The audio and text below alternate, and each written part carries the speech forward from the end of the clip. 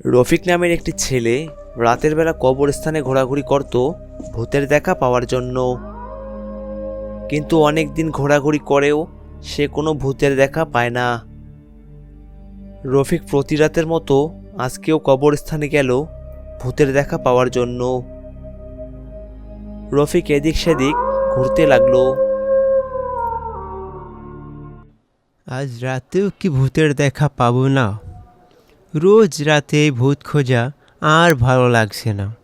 এদিকে শরীরটা খুব দুর্বল লাগছে। যাই, ওই গাছটার নিচে বসে একটু বিশ্রাম নেই। গাছের নিচে গিয়ে বসলো আর বলল, আমাকে যে করেই হোক ভূতের দেখা পেতেই হবে।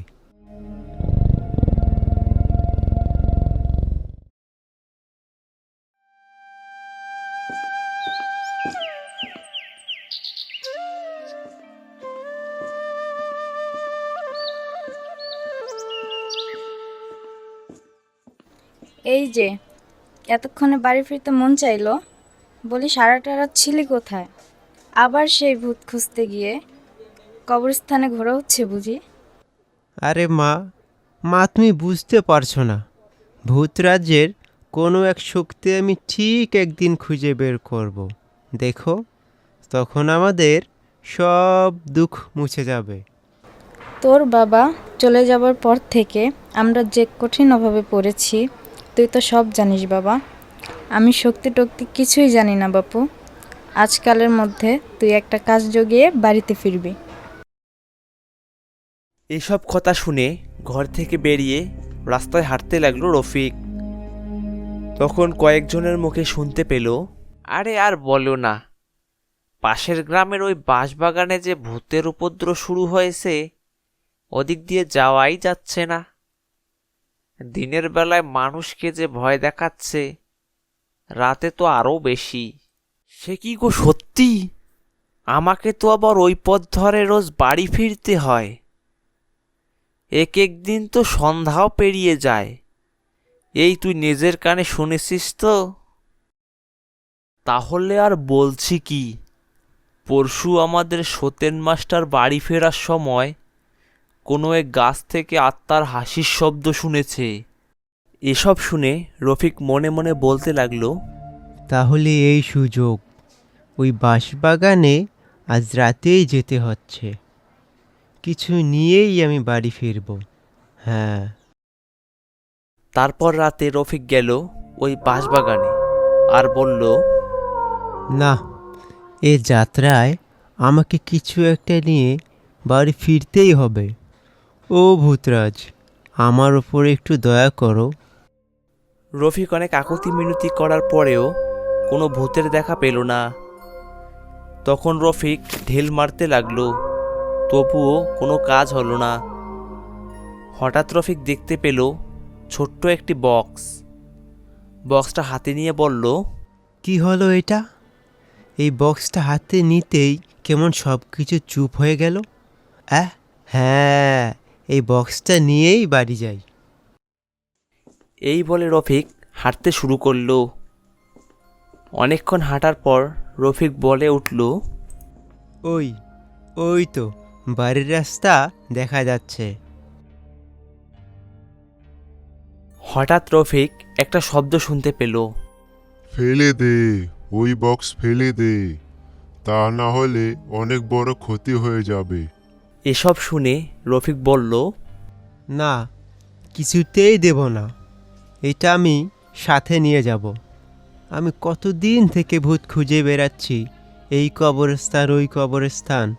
আমার এত কষ্টের পর আমি এই ভূতের বক্স পেয়েছি। আমি এত তাড়াতাড়ি এটা দেব না। আচ্ছা বল, তুই কি চাস? তোকে কি দিলে তুই এই বক্স আমাদের ফিরিয়ে দিবি, বল। রফিক তখন মনে মনে বলল, ভূতকে আগে সামনে আসতে বলি, পরে যা চাওয়ার চেয়ে নেব এখন।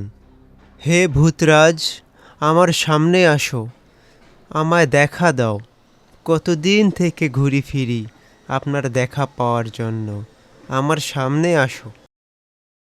এসব কথা শুনে ভূত সেনাপতি সামনে আসলো আর দেখা দিল। তখন রফিক বলল, আমি এই বক্স দিয়ে দেব, কিন্তু আমার একটা শর্ত আছে। বল, তোর কি শর্ত? আমার বড় অভাব, আমার এই অভাব আপনি দূর করে দিন। বেশ, তবে তাই হবে, কিন্তু তোর ইচ্ছে পূরণের পর এই বক্স ফিরে দিতে হবে। এই বক্স মানুষের কাছে বেশিক্ষণ থাকলে বিরাট বিপদ হতে পারে। এরপর ভূত চলে গেল আর রফিক বাড়িতে ফিরে গেল। পরের দিন রফিকের মা ঘুম থেকে উঠলে দেখল, ওরে রফিক, ওঠ রে, দেখ দেখ কি হয়েছে। আরে ও রফিক, ওঠ। এরপর রহিম ঘুম থেকে উঠে এসব দেখে বলে উঠল, মা, ও মা, মাগো, আমি তোমায় বলেছিলাম না মা, যে আমি একদিন ঠিক সব বদলে দিব। মাগো, এতদিনের রাত জাগার ফল আমি পেয়েছি। দেখ দেখ দেখ, বাইরে কেমন লোকজন জড়ো হয়েছে। বাহ বাহ, রফিকরা রাতারাতি বড়লোক হয়ে গেল কি করে? যেই রফিক কোনো কাজ করে না, সে এত টাকা পেল কোথায়? হ্যাঁ, পুরো বাড়িঘরের একেবারে ঘোল বদল হয়ে গেছে। কোনো গুপ্তধন পেল নাকি? তার পরের দিন রফিক গাছের নিচে বসে বলছে, এই বক্স আমায় এত কিছু দিয়েছে, এত সহজে তো আমি এই বক্স ফিরিয়ে দেব না। কিন্তু ভূত যে বলেছিল এই বক্স মানুষের কাছে থাকলে বিপদ। না না না না না না, এটা হতে পারে না। আমার আরও চাই, আরও চাই।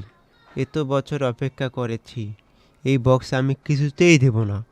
না না, কিছুতেই দেব না এই বক্স। আজ রাতে গিয়ে আমি তা বলে দেব। এই বক্স দিয়ে দিলে আমি আর কিছু পাবো না। তাই এটা আমার বক্স, আমি এটা দেব না। এই বক্স আমার। তারপর রাতে রফিক বক্সটা নিয়ে গেল ভূতের কাছে। তখন ভূত সামনে আসলো আর বলল, আজ এত দেরি হলো যে? কই, আমি তো রোজ এই সময় আসি। তোর ইচ্ছে পূরণ হয়েছে, এবার ফিরিয়ে দে এই বক্স। না, আমি এই বক্স ফিরিয়ে দিতে পারবো না। আমার আরও ইচ্ছে পূরণ করতে হবে তোমায়। আমার আরও চাই, আমার সোনা চাই, হ্যাঁ সোনা চাই। আমি তোর মনের কথা আগেই বুঝতে পেরেছিলাম, তবে এত সম্ভব নয় রফিক। এই বক্সটা মানুষের কাছে থাকবে না, এটা আমাদের জিনিস। মানুষের কাছে থাকলে মহা বিপদ। না, আমি কিছুতেই দেব না এই বক্স, কিছুতেই দেব না।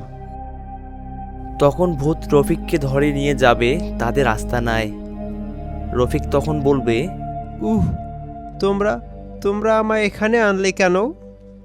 আমরা তোকে এখানে আনিনি, এনেছে তোর লোভ। এই বক্স আমি দেব না। আমার সোনা চাই, আমার বাড়ি চাই, এই দুনিয়ার সব সম্পদ আমার চাই। তোর বিপদ তুই নিজেই টেনে আনলি। তোমরা আমার সাথে কি করবে? ছেড়ে দাও, ছেড়ে দাও। আমরা কিছুই করব না, যা হবে তুই নিজেই দেখতে পাবি। তারপর বক্স থেকে একটা বড় ভূত বের হলো আর রফিককে ধরে গিলে ফেললো। এই হলো তোর অতি লোভের ফল, হা হা হা হা হা।